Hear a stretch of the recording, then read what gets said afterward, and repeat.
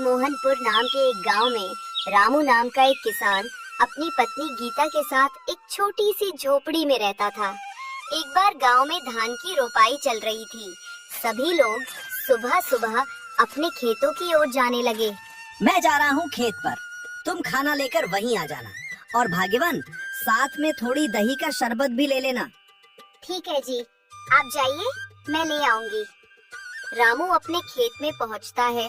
वो काम कर ही रहा होता है कि तभी खेतों में दो आदमी आते हैं। उनमें से एक आदमी छाता लेकर चल रहा था, मुखिया धर्मचंद, और उनका खास आदमी महेंद्र। साहब, ये है रामू। हर साल इसकी बहुत अच्छी फसल आती है। मैं तो कहता हूँ कि इसे ही 8 बोरी अनाज के लिए बोल देते हैं। गरीब है मालिक, 2 पैसा कमा लेगा तो दुआ ही देगा। ठीक है महेंद्र, तुम जाकर इसे बता दो। अरे ओ रामू, सुन तो। क्या बात है महेंद्र भाई? मुखिया जी तुझसे मिलना चाहते हैं। मुझसे मिलना चाहते हैं? पर क्यों? अरे वो तुम्हारी फसल खरीदना चाहते हैं। चल अब जल्दी जा। मुखिया जी। आओ रामू आओ, सुना है तुम्हारी फसल बहुत अच्छी होती है। क्या इस बार की फसल तुम हमें बेचना चाहोगे? बाजार से भी अच्छा दाम दे दूंगा। ये तो हमारे लिए सौभाग्य की बात है मालिक। तो फिर ठीक है, जिस दिन तुम्हारी फसल तैयार हो जाएगी हमें खबर भिजवा देना। हम अपने आदमियों को भेज देंगे, वो लोग तुम्हारी फसल काटने में मदद कर देंगे।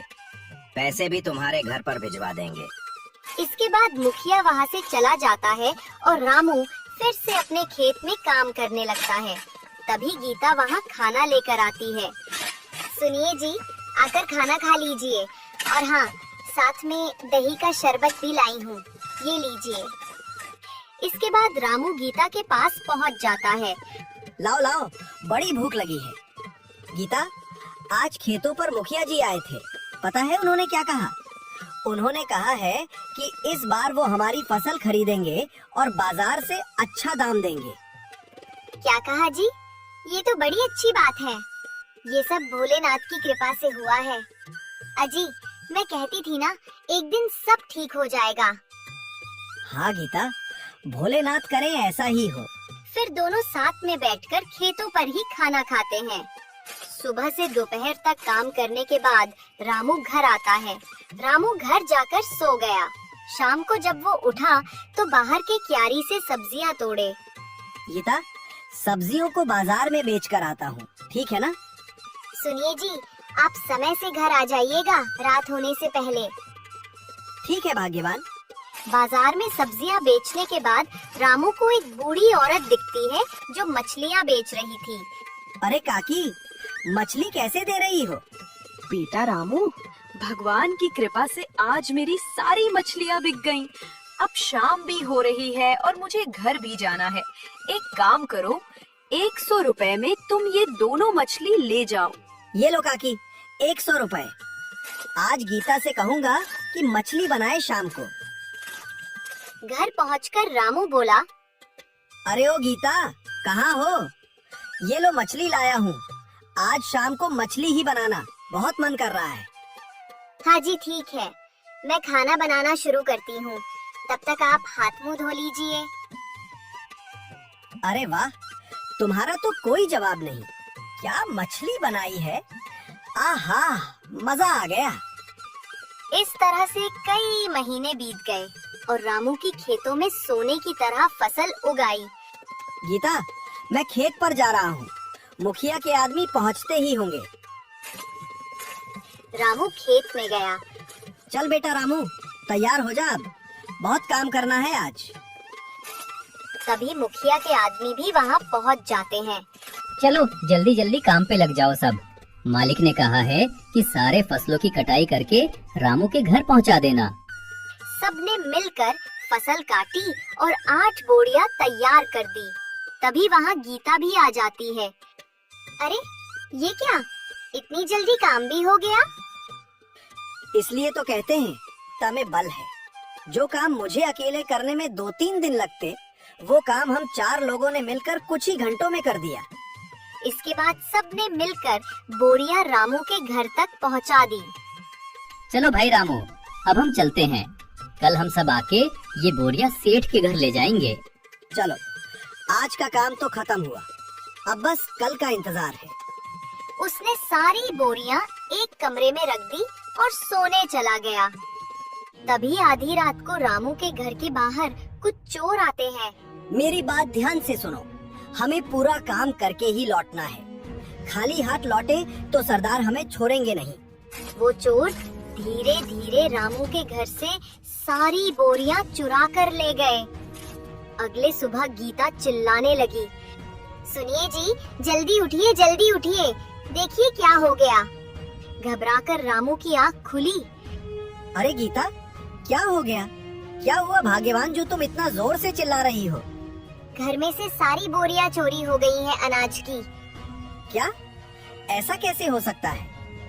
उठकर खुद ही देख लीजिए। हे भगवान, ऐसा कैसे हो गया?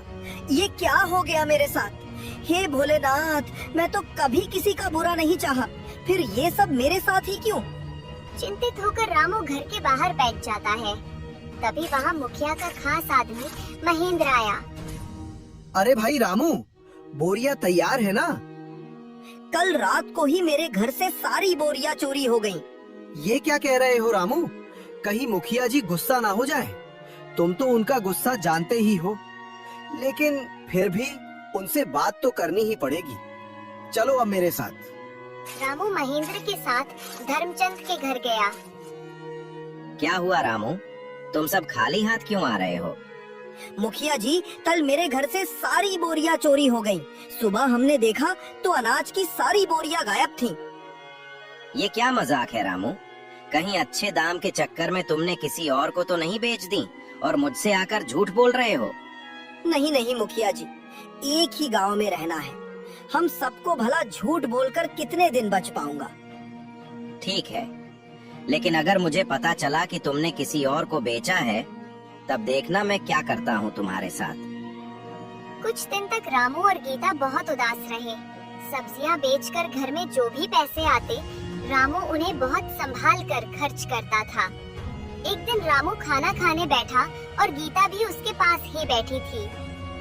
सुनिए ना, कितने दिन हो गए हमें इस तरह से सब्जियां बेचकर गुजारा करते हुए, लेकिन फिर भी हमारा घर नहीं चल पा रहा है। सिर्फ सब्जियां बेचकर हमारा गुजारा नहीं हो सकता। पहले तो हम अनाज बेचकर अपना खर्च निकाल लेते थे, लेकिन अब तो हमें अगली फसल के पक जाने तक का इंतजार करना होगा। अब बताइए ना, ऐसे कैसे घर चलेगा? मैं जानता हूँ, लेकिन मैं क्या करूँ? मुझे कुछ भी समझ नहीं आ रहा। रामू थाली में रखा अचार रोटी के साथ खाता है। अरे गीता, ये अचार कहाँ से लाई हो? ये अचार तो मैंने बनाया है घर पर। अरे वो गीता, ये अचार ही हमारी समस्या का समाधान है। मेरी बात सुनो ध्यान से। तुम अचार बनाना और मैं लोगों के घर घर जाकर अचार बेचूंगा।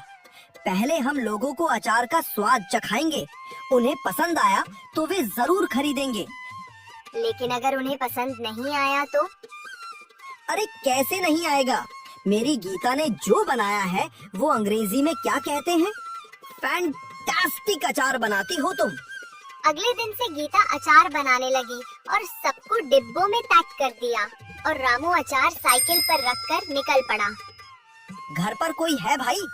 अरे आ रही हूँ। पता नहीं सुबह सुबह कौन परेशान करने आ जाता है। अरे रामू भैया, आप सुबह सुबह यहाँ कैसे आना हुआ? अचार बेचने का काम शुरू किया है भाभी जी, इसीलिए घर घर जाकर अचार बेच रहा हूँ। खरीदना चाहेंगी 100 रुपए में? जरूर भैया, जरा चखाना तो। उस औरत ने अचार चखा तो उसे बहुत पसंद आया। सच में रामू भैया, ये अचार तो बहुत स्वादिष्ट है, मुझे एक डिब्बी दे दीजिए।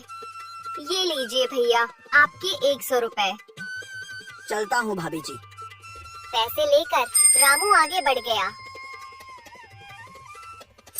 अरे रामू, तू यहाँ? और बता, कैसा है? उस चोरी के बारे में सुनकर बहुत बुरा लगा भाई। जाने दो भाई, अब क्या ही कर सकते हैं। अच्छा ये बताओ, बाहर से अचार खरीदते हो क्या? हाँ, क्यों? मैंने अचार बेचना शुरू किया है भाई, खरीदना चाहोगे क्या? रामू ने थोड़ा सा अचार चखने को दिया। अरे वो रामू, किसने बनाया है ये? गीता ने। भाभी को कहना कि बहुत अच्छा अचार बनाती हैं। बताओ भाई, खरीदोगे? हाँ भाई, एक काम करो, मुझे 2 डिब्बी दे दो। दूसरों से भी तो खरीदता ही हूँ, क्यों ना तुमसे ही खरीद लो भाई। भाई तुम्हारे 200 हो गए। रामू आगे बढ़ गया। पूरा दिन साइकिल पर चलते हुए अचार बेचता रहा। धीरे धीरे पूरा अचार बिक गया। गीता, अरे ओ गीता, कहाँ हो भाग्यवान? जरा इधर तो आना। क्या हुआ जी? अचार बिका या नहीं? अरे गीता, हमारा अचार हाथों हाथ बिक गया, एक भी डब्बा नहीं लौटा। क्या आप सच कह रहे हैं? ये तो बहुत अच्छी बात है। अगर विश्वास नहीं होता तो तुम बाहर जाकर देख लो। गीता ने बाहर जाकर देखा तो साइकिल पर टोकरी खाली थी। इसका मतलब सारा अचार बिक चुका था। ये देखकर गीता बहुत खुश हो जाती है। अब बस तुम ऐसे ही अचार बनाते रहो और मैं घर घर जाकर बेचता रहूंगा। हाँ जी, आप बिल्कुल ठीक कह रहे हैं। मैं तो कहती हूँ कि आप दूसरे गांव में जाकर भी अचार बेचा कीजिए। ठीक कहा तुमने गीता, मैं ऐसा ही करूंगा। अब कल से तुम और भी ज्यादा अचार बनाना। हाँ जी, आप 1 हफ्ते रुक जाइए। 1 हफ्ते में बहुत सारा अचार बनाकर तैयार कर दूंगी। उसके बाद आप बेचने जाना, क्योंकि अचार पकाने में भी तो समय लगता है ना। गीता अचार बनाना शुरू कर देती है और रामू बाजार में सब्जियां बेचता है। कुछ दिनों में अचार तैयार हो जाता है और रामू फिर से उन्हें बेचना शुरू कर देता है। अब रामू दूर दूर के गांव में जाकर भी अचार बेचा करता था। धीरे धीरे गीता का बनाया हुआ अचार हर जगह लोकप्रिय हो जाता है। अब रामू अपनी अचार की दुकान खोल लेता है। अब जिसे भी अचार खरीदना होता वो रामू की ही दुकान पर जाता था। एक दिन वहाँ से गुजरते हुए मुखिया की नजर रामू की दुकान पर पड़ी। क्या बात है रामू, तूने तो अपनी दुकान खोल ली। जरा अपना अचार तो चखना। मैंने सुना है तुम्हारा अचार लोगों को बहुत पसंद आ रहा है। ये तो सबका प्यार है मुखिया जी, ये लीजिए, आप भी चखिए। अरे वाह रामू, ये तो बहुत बढ़िया अचार है। मेरे घर पर कुछ दिनों बाद भंडारा है, इसलिए मेरे घर पर 30 किलो अचार भिजवा देना। मैं अपने आदमियों को तुम्हारे घर भिजवा दूंगा। वो जाकर अचार ले आएंगे और तुम्हारे पैसे भी दे देंगे। जी मुखिया जी। कुछ दिन ऐसे ही बीत जाते हैं। एक रात रामू और गीता मुखिया के आदमियों का इंतजार कर रहे थे। अजी, मुझे तो लगता है कि आज कोई नहीं आने वाला। हमें सो जाना चाहिए। तुम ठीक कहती हो गीता, हमें सो जाना चाहिए। फिर दोनों सो जाते हैं। अगले दिन जब रामू और गीता उठे तो घर में फिर से चोरी हो चुकी थी। इस बार अचार की चोरी हुई थी। सुनिए जी, घर में फिर से चोरी हो गई है। किसी ने हमारा रखा हुआ सारा अचार चुरा लिया। रामू जल्दी से उठा और वहाँ गया जहाँ उसने अचार रखा था। ये सब देखकर रामू बहुत निराश हो गया। हे भगवान, ये क्या हो गया गीता? मैं मुखिया जी को बात कराता हूँ। रामू मुखिया के घर गया। मुखिया जी, इस बार फिर से हमने जो आपके लिए अचार तैयार किया था वो चोरी हो गया। क्या? ये हमेशा मेरे साथ ही क्यों होता है? मैं जब भी तुमसे कुछ मांगता हूँ तो वो तुम्हारे घर से चोरी क्यों हो जाता है? मुझे तो लगता है तुम अपना सामान बेचना ही नहीं चाहते। ऐसी बात नहीं है मुखिया जी, आप खुद ही सोचिए ना। मैं भला आपसे दुश्मनी क्यों मोड़ लूंगा? आप चिंता मत कीजिए, मैं फिर से आपके लिए 30 किलो अचार तैयार करता हूँ। ठीक है, मगर इस बार कुछ हुआ तो तुम देख लेना, अच्छा नहीं होगा। रामू अपने घर गया और चिंता में डूब गया। इस बार रामू ने ढेर सारे डिब्बों को एक साथ रखा और सोने चला गया। अचानक रात को चिल्लाने की आवाज आई। पानी! अरे कोई पानी दो हमें, मेरी आंखें जल रही हैं। रामू ने जाकर देखा, जहाँ उसने अचार की डिब्बियाँ रखी थी वहाँ सारे के सारे चोर दर्द से चिल्ला रहे थे। पानी! अरे कोई पानी दो हमें, मेरी आंखें जल रही हैं। अब आया ना मजा? तुम लोगों को तो जैसे आदत ही पड़ गई थी मेरे घर में चोरी करने की। क्या मजा आता है तुम्हें ये सब करने में। जितना दिमाग तुम चोरी में लगाते हो उसकी जगह कुछ और कर लेते तो अभी इज्जत की जिंदगी जी रहे होते, पर नहीं, तुम्हें तो चोरी ही करनी है। अब मिलते रहो अपनी आंखों की जलन से। चलो बताओ, क्यों चोरी कर रहे थे? किसने कहा था तुम्हें ये सब करने को?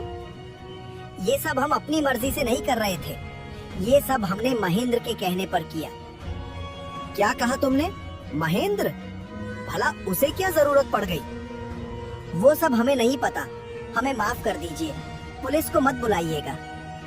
ठीक है, मैं पुलिस नहीं बुलाऊंगा, लेकिन मेरी एक शर्त है। अगर तुमने गांव में फिर से चोरी की तो मैं महेंद्र से गवाही दिलवाकर तुम सबको जेल में डलवा दूंगा। ऐसी नौबत नहीं आएगी रामू भाई, हमें माफ कर दो। फिर सारे चोर चले गए। अगले दिन रामू मुखिया धर्मचंद के घर गया और उसे रात की सारी कहानी बताई। मुखिया जी, ये सारी चोरियां महेंद्र ने करवाई हैं। तुम इतने यकीन से कैसे कह सकते हो कि ये सब महेंद्र का काम है? कल रात मैंने चोरों को पकड़ने के लिए एक जाल बिछाया था। सारे अचार को एक कमरे में रखकर दरवाजा बंद कर दिया था और दरवाजे के ऊपर लाल मिर्च रखती थी। जैसे ही चोरों ने दरवाजा खोला, वो मिर्च उन पर गिर गई और वे लोग पानी पानी चिल्लाने लगे। मैं उनके पास गया तो उन्होंने तोते की तरह सब उगल दिया। मुखिया के आदमी महेंद्र को पकड़ कर लाते हैं। मुझे माफ कर दीजिए मुखिया जी, मैं इतने सालों से आपके रिलेटेड काम कर रहा हूँ, कुछ तो रहम कीजिए। माफ कर दीजिए मालिक। मेरे साथ तो तुमने जो किया सो किया, पर गलत तो तुमने रामू के साथ भी किया है। मगर मुझे ये बात समझ में नहीं आई कि तुम ये सब कर क्यों रहे थे। मैंने तो कभी तुम्हें किसी चीज की कमी नहीं होने दी, फिर तुमने ऐसा क्यों किया? तू ही मेरा सबसे खास आदमी था, जो भी कहा वो दिया, कभी कमी नहीं होने दी। फिर भी जब भी मैं कुछ मंगवाता था तू उससे एक रात पहले चोरी क्यों करवा देता था? सच बताने की हिम्मत रखता है तो बता। मालिक, आपने सही कहा, आपने कभी कोई कमी नहीं होने दी, लेकिन मेरा मन हमेशा डरता रहता था कि अगर एक दिन आपने मुझे निकाल दिया या भरोसा उठा लिया तो मैं क्या करूंगा। इसलिए मैं पहले ही चीजें चोरी करवा देता था ताकि मैं खुद पर टिक सकूं। गलत किया मालिक, पर डर से किया। मुझे माफ कर दो रामू भाई। ये सब तुम कर रहे थे महेंद्र, और मैं इतने दिनों से परेशान था। मानता हूँ ये सब तुमने डर से किया, लेकिन मैं तुम्हें माफ नहीं कर सकता। मैं नहीं चाहता कि गांव में और किसी के साथ ऐसा हो। सबके पास ये सबक पहुंचना चाहिए, इसलिए मुझे किसी माफी की उम्मीद मत रखना। तभी पुलिस वाले आते हैं और महेंद्र को अपनी गिरफ्त में लेकर ले जाते हैं। ये लीजिए मुखिया जी, इस बार हमारा सामान आपके घर तक पहुंच ही गया। हाँ रामू, ये लो तुम्हारे पैसे। तुम सच में मेहनती और ईमानदार किसान हो। आपका बहुत बहुत शुक्रिया मालिक। अब मैं चलता हूँ। फिर रामू अपने घर लौट गया और उसके बाद से उसके घर कभी कोई चोरी नहीं हुई और रामू का काम भी अच्छे से चलने लगा। कहानी पसंद आई हो तो वीडियो को लाइक करके चैनल को सब्सक्राइब जरूर करें।